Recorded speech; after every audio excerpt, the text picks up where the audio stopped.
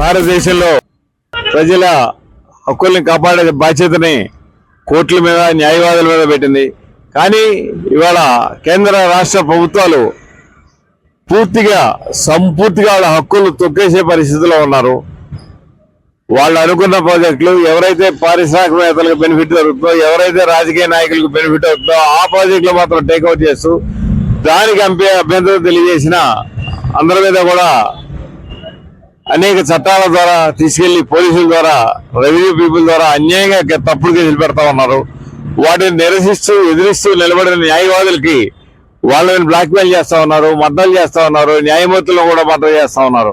కాబట్టి ఇటువంటి పరిస్థితులు మనం ఎదుర్కోకపోతే కనుక ప్రజాస్వామ్యానికి అన్యాయం జరుగుతూ ఉంది. కాబట్టి ఇటువంటి న్యాయవాదులను రక్షించడానికి అడ్వకేట్స్ ప్రొటెక్షన్ యాక్ట్ అనేది లేకపోతే కనుక పోలీసులు ప్రతి ఒక్కరిని బెదిరించే పరిస్థితి, పోలీస్ స్టేషన్కి వెళ్లే పరిస్థితి లేదు.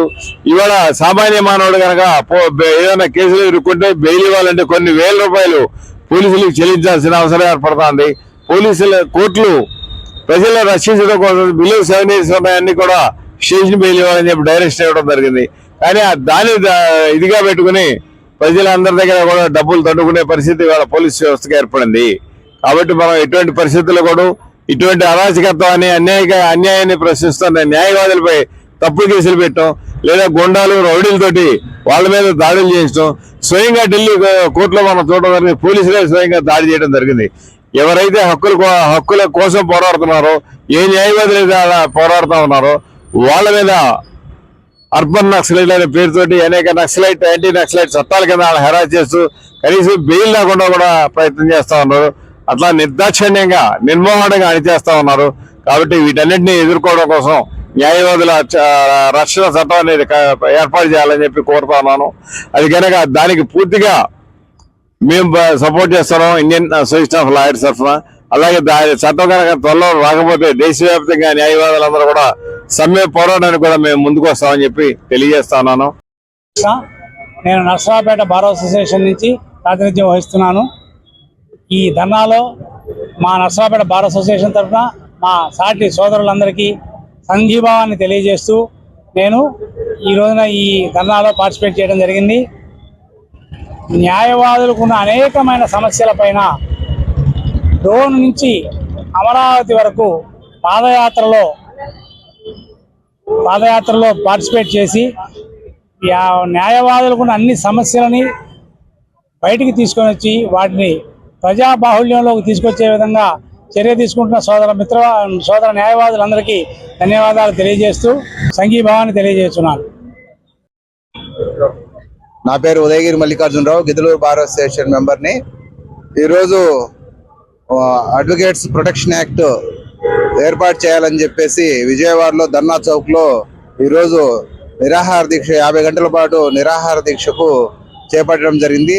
దాంట్లో అసలుకి అడ్వకేట్స్ ప్రొటెక్షన్ యాక్ట్ ఎందుకు కావాలి అనే ఆలోచిస్తే న్యాయవాదులు అనునిత్యము ప్రజల సమస్యల పట్ల అనేక ప్రజా సంఘాలకు సంబంధించిన విషయంలో కానీ, ఏదైనా ప్రభుత్వాలు తీసుకుంటున్నటువంటి చట్టాలపైన కానీ వాటికి ప్రజల్లో అవగాహన కలిగిస్తూ అనేక సమస్యల పట్ల మనం పోరాడటం జరుగుతుంది.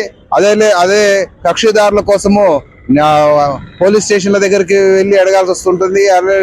అలానే ఎగ్జిక్యూటివ్ విభాగాల్లో కూడా పోయి మాట్లాడేస్తున్న సందర్భాల్లో కొంతమంది రౌడీ ముఖలు, అట్లనే కొంతమంది ఆఫీసర్లు అనవసరమైన తప్పుడు కేసులు బనాయించడము, అట్లనే కొంతమంది వ్యక్తులు న్యాయవాదుల పట్ల అమానుషంగా రౌడీలను పెట్టి చంపించడం అనేటువంటిది అనునిత్యం జరుగుతుంది.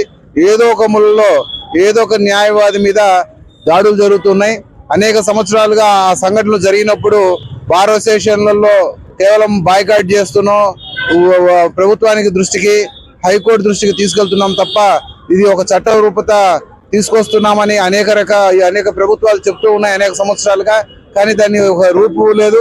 ఆల్ ఇండియా లాయర్స్ యూనియన్ తరఫున కానీ, లేకపోతే ఇంకొక కొంతమంది మేధా వర్గాలు ఒక చట్టం ఈ విధంగా ఉంటే బాగుంటుందని ప్రభుత్వాన్ని సూచిస్తున్నప్పటికీ కూడా ఇప్పటి వరకు చట్ట రూపత తీసుకురాలేదు. అట్లనే మన లక్కిశెట్టి ప్రసాద్ గాని, అట్లనే మన ఈశ్వరయ్య గారు కానీ డోన్ నుంచి దీనిపైన ఒక పట్టుదలగా అక్కడి నుంచి పాదయాత్రగా విజయవాడ మన లోకేష్ గారికి ఇవ్వడం జరిగింది.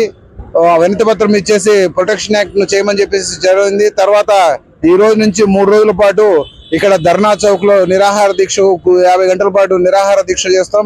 ప్రభుత్వాన్ని ఒకటే డిమాండ్ చేస్తున్నాం, చిత్తశుద్ధిగా కేవలం టైం పాస్ చేసే కార్యక్రమం కాకుండా చిత్తశుద్ధిగా ఆలోచించి ప్రజల కోసం పోరాడుతున్నటువంటి, న్యాయం కోసం పోరాడుతున్నటువంటి న్యాయవాదులకు జరుగుతున్నటువంటి దాడులను ఆపడానికి, వాళ్ళ రక్షణ కోసం ఈ చట్టాన్ని మంచిగా రూపొందించుతారని చెప్పేసి ఆలోచిస్తూ సెలవు తీసుకుంటాం. Somashankar Yadav, Kurnool bar association. ఈరోజు ఈ యొక్క విజయవాడ ధర్నా చౌక్ నందు న్యాయవాదుల ప్రొటెక్టింగ్ యాక్ట్ కోసము రాష్ట్ర వ్యాప్తంగా ఉన్నటువంటి బార్ల నుంచి కూడా వివిధ బార్ల నుంచి అడ్వకేట్స్ రావడం జరిగింది.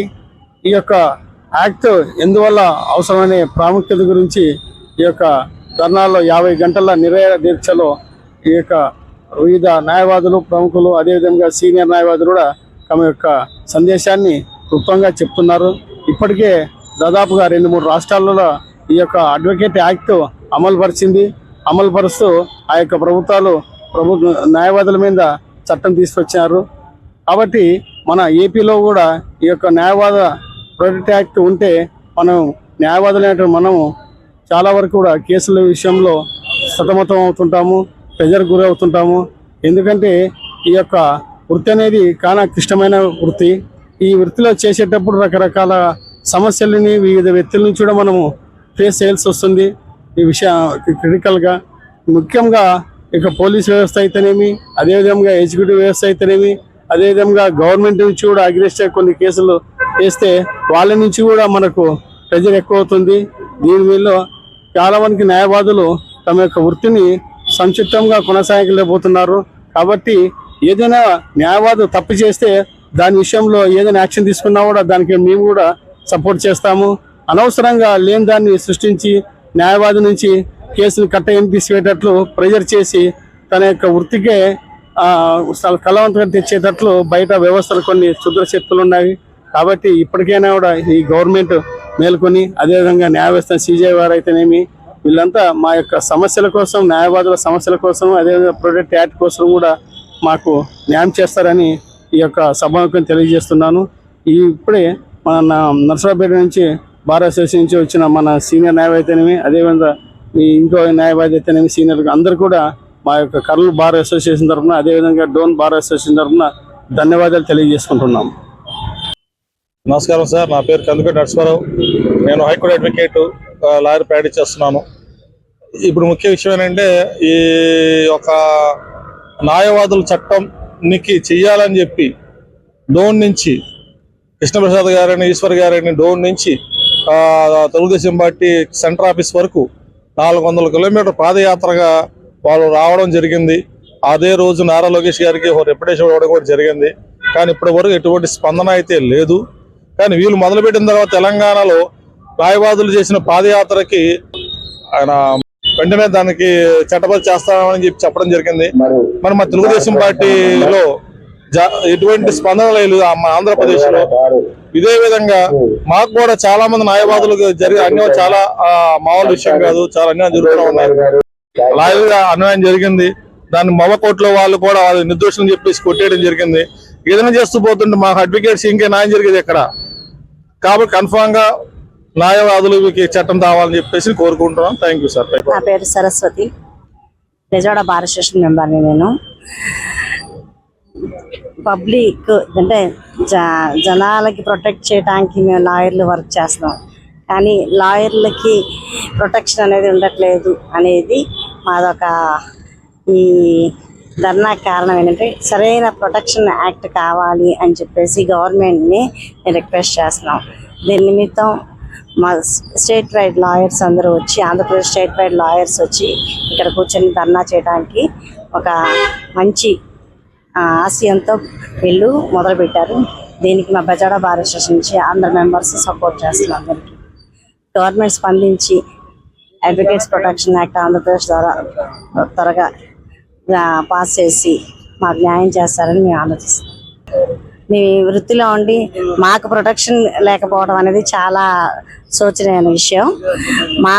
మా ప్రొటెక్షన్ కూడా పబ్లిక్ ప్రొటెక్షన్ అంత ఇంపార్టెంట్. మాకు ఇట్లా వృత్తిని మేము ఎటువంటి కేసులు చేస్తామో మాకు కూడా ప్రొటెక్షన్ అనేది కావాలి. సరైన చట్టంతో మాకు అది ప్రొటెక్షన్ అనేది ప్రొవైడ్ చేయగలరని గవర్నమెంట్ని మేము అర్జిస్తున్నాం.